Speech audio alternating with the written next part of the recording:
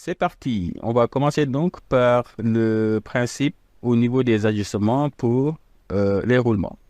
En fait, il faut qu'on évite le phénomène de laminage. Et afin d'éviter le phénomène de laminage des bagues, il faut monter serrer la bague qui tourne par rapport à la direction de la charge. C'est ce qu'on a ici. Alors ça, c'est pour un arrow tournant. Voici la bague tournante qui doit être montée serrée. Et pour le montage à alésage tournant, c'est la bague extérieure du roulement qui doit être montée serrée sur l'alésage. Maintenant, dans ce cas, il faut également monter glissant ou bien avec jeu la bague qui est fixe. Pour un montage à alésage tournant, ce sera la bague intérieure qui va être fixée sur l'arbre. L'ajustement ici doit être avec un jeu. Alors, pour maintenant choisir les ajustements à mettre en place concrètement pour un montage à alésage tournant, on va se servir du tableau des ajustements qu'on avait vu à la vidéo précédente. Et ça doit être serré au niveau de l'alésage. C'est la bague extérieure qui est tournante. Et pour cet ajustement-là, il faut, pour un diamètre de 42, choisir la lettre N qui va avec cette. Alors, comment on a fait? On est sur un alésage et ça doit être serré. Tolérance de l'alésage, ça va être cette ligne. Ajustement serré, cette colonne. Donc, finalement, le croisement des deux donne la lettre N avec le chiffre 7. Ensuite, au niveau de l'arbre, ça doit être glissant sur la bague intérieure du roulement. Et pour choisir un alésage pour ça, pour un diamètre de 20, ce sera la lettre G. Tolérance de l'arbre, ajustement libre, G6. Parlons maintenant du choix des arrêts axiaux à mettre en place pour ce type de montage. En général, les bagues montées serrées sont arrêtées partout. Donc, il nous faut 4 arrêts axiaux. Et les bagues qui sont montées avec gel, c'est-à-dire les bagues qui sont fixes, sont arrêtées une fois à gauche et une fois à droite. 2 arrêts axiaux dans ce cas. Illustration. Cas numéro 1. 4 arrêts axiaux sur les bagues extérieures. Un arrêt ici, un deuxième, un troisième là et un quatrième. Donc ça compte pour un seul arrêt. Et maintenant, 2 arrêts axiaux au niveau des bagues intérieures qui sont fixes avec là. Un arrêt sur cette bague et un autre arrêt là. Voilà pour le premier exemple. Illustration de cet exemple pour un logement ou moyen tournant. Nous avons ici un dessin de montage de roulement. Alors, ce dessin est en demi-vue. Voyons maintenant pour les arrêts au niveau des bagues extérieures qui sont tournantes. On doit en avoir 4. 1, 2, 3, 4 arrêts en translation. Sur les bagues intérieures, là, on a choisi de placer les 2 arrêts sur un seul roulement. L'autre roulement étant libre. Deuxième cas, toujours en respectant les 4 arrêts sur les bagues tournantes et 2 sur les bagues fixes.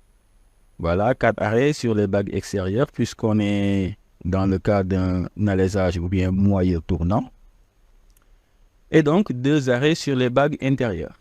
Alors, si on opte pour ce type de solution, il faut nécessairement laisser un jeu axial.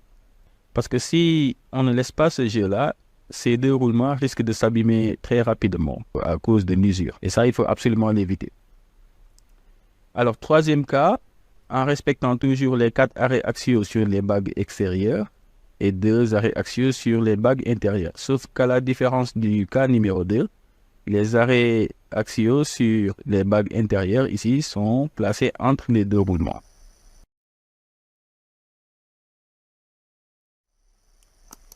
Concrètement, comment réaliser ces arrêts axiaux-là qu'on vient de voir tout de suite?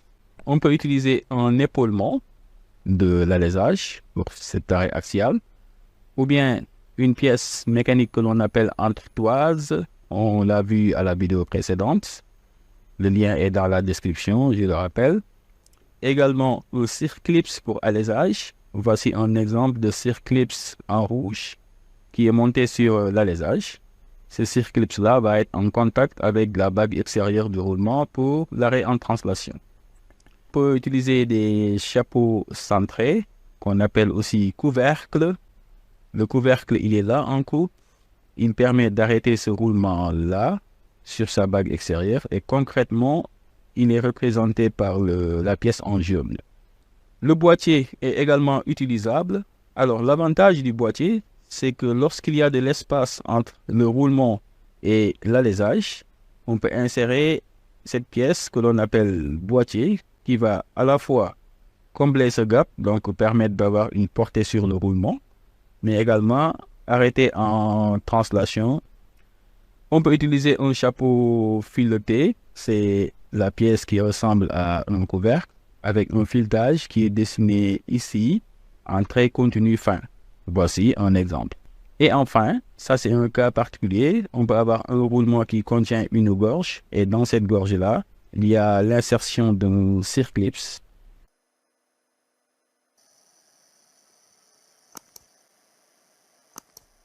Alors, appliquons maintenant tout ce qu'on vient de voir concernant les règles de montage sur les roulements. Voilà, donc ce montage, ce système-là, il correspond à ce qu'on a ici sur la photo. Première question, ce montage est-il à arbre tournant ou bien à moyeu tournant? C'est un montage à moyeu tournant. Qu'est-ce qui nous permet de répondre à cette question? Ce sont les arrêts axiaux que nous avons ici. Là, il y en a 4 arrêts axiaux au niveau des bagues extérieures des roulements et 2 arrêts axiaux sur l'arbre. Voilà le principe qui est respecté. C'est le cas numéro 1. Question 2. Colorier en rouge les pièces tournantes. Alors, comme c'est un montage à alésage tournant, l'arbre va être fixe, l'alésage est tournant. Alors, quelles sont les pièces qui bougent en même temps que l'alésage? Voilà ce que ça donne. Donc, toutes ces pièces qui sont en couleur rouge, et le moyeu, le couvercle, la vis ou bien les vis, la bague intérieure du roulement, plus l'élément roulant, l'entretoise, bague extérieure pour les deux, le couvercle, ainsi de suite. Donc, toutes ces pièces sont en mouvement, les autres étant fixes. Troisième question, donnez les noms et fonctions des roulements utilisés dans ce système. Roulement à une rangée de billes à contact radial, c'est ce qu'on a ici. Et ça sert à guider en rotation, mais en même temps à supporter des charges radiales qui sont importantes, mais des charges axiales, mais qui sont faibles. Ce type de roulement est dessiné comme ça, c'est cette forme de représentation qui est utilisée dans ce système. Mais concrètement, c'est ce type de roulement-là, en coupe, qui correspond à ceci. On aurait pu, à la place de cette façon de faire le dessin des roulements, utiliser soit le symbole simplifié, ou bien ce symbole-là avec une partie en coupe et une partie en version simplifiée. Quatrième question, donnez le nom et la fonction de cette pièce. Voilà ce que ça donne concrètement. En coupe, forme de représentation correspond à ce qu'on a ici. Là, on a une demi-vue, mais concrètement, c'est une pièce qui est comme ça, avec une partie en caoutchouc et l'intérieur en métal, avec un ressort. Ça, on l'appelle un joint à lèvres et il permet d'assurer l'étanchéité dynamique. Voilà l'essentiel à savoir. Ce sont les ajustements à mettre en place quand il s'agit d'un alésage tournant, en utilisant ce tableau qui est pratique pour réaliser les ajustements adéquats. Mais aussi, il faut connaître les principes au niveau des arrêts axiaux. 3 cas sont possibles généralement.